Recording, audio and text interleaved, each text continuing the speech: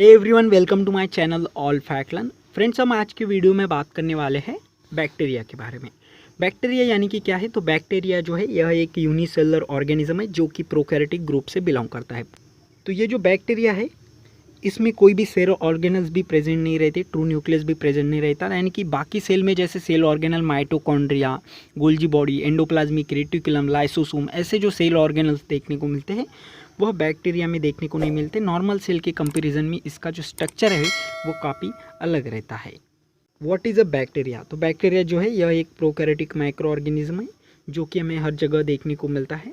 Micro organism यानी कि क्या? जिसे हम माइक्रोस्कोप से ही देख सकते हैं, नेकेड आई से देख नहीं सकते, उसे माइक्रो ऑर्गेनिज्म कहा जाता है। ऐसा ऑर्गेनिज्म जिसे हम माइक्रोस्कोप से देख सकते हैं।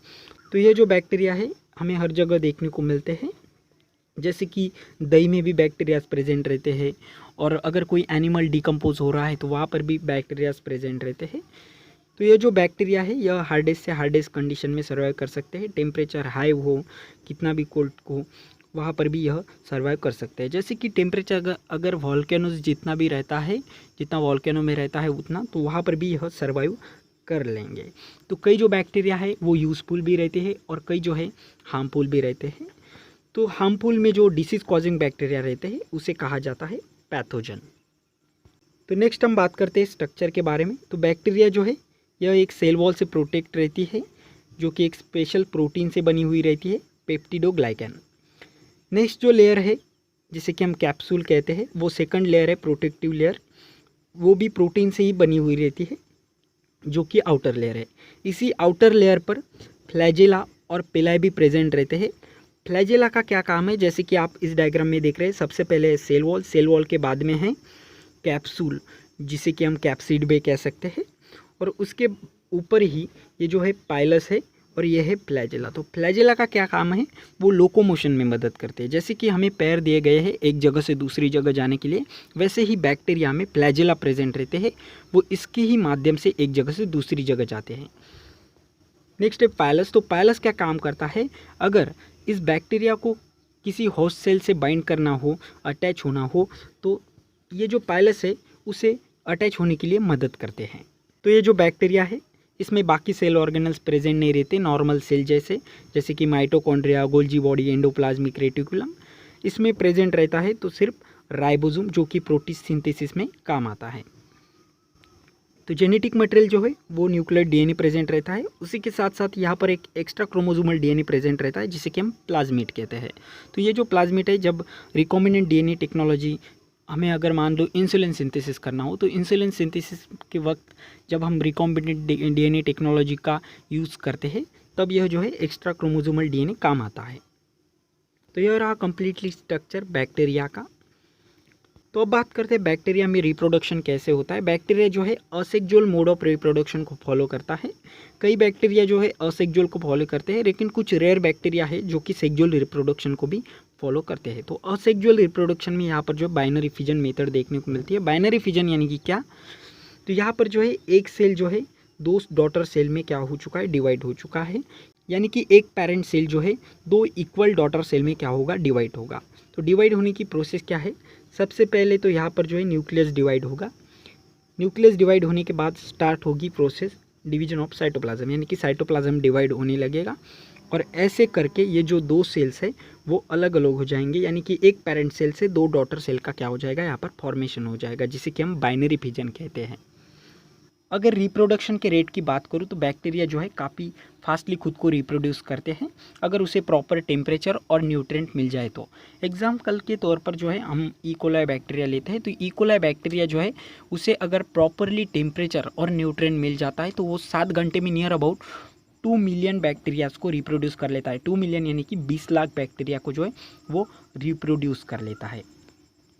तो जैसे कि मैं पहले ही बता चुका, बैक्टीरिया जो है वो असेक्सुअल रिप्रोडक्शन को फॉलो करता है, लेकिन कुछ केसेस में, रेयर केसेस में जो है हमें सेक्सुअल रिप्रोडक्शन भी देखने को मिलता है।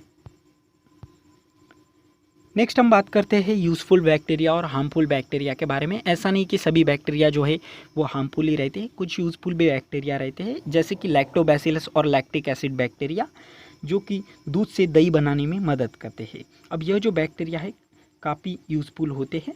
नेक्स्ट है ट्रिप्टोकोकस एंड बैसिलस। ट्रिप्टोकोकस और बैसिलस जो है यह फर्मेंटेशन में काफ़ी काम आते हैं। कुछ बैक्टीरिया जो है हमारी इम्यूनिटी सिस्टम और डाइजेशन इंप्रूव करने में भी मदद करता है, जैसे कि एक्टिनोबैक्टीरिया, बैक्टीरियोडाइट्स, फर्मिक्यूटस, ऐसे कई बैक्टीरिया है जो कि इम्यूनिटी बूस्ट करने में भी मदद करते हैं। नेक्स्ट है हार्मफुल बैक्टीरिया। ये जो हार्मफुल बैक्टीरिया है यह काफ़ी खतरनाक होते हैं। ये जिस थाली में खाते हैं उसी थाली में छेद करने वाले बैक्टीरिया है, यानी कि जिस होस्ट सेल से यह न्यूट्रिएंट कंज्यूम करने के लिए बाइंड हो जाते हैं उसी होस्ट सेल को क्या कर देते हैं, यह हार्म पहुंचा देते हैं।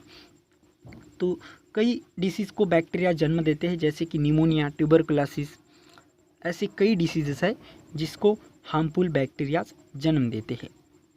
तो नेक्स्टली अब हम बात करते हैं क्लासिफिकेशन ऑफ बैक्टीरिया के बारे में। बैक्टीरिया को जो है वो फीचर और कैरेक्टरिस्टिक के आधार पर जो है इसे क्लासिफाइड किया गया है, shape, composition of cell wall, mode of respiration और मोड ऑफ न्यूट्रिशन के आधार पर। तो सबसे पहले हम बात करते हैं शेप के आधार पर बैक्टीरिया को किस तरह से क्लासिफाइड किया गया है।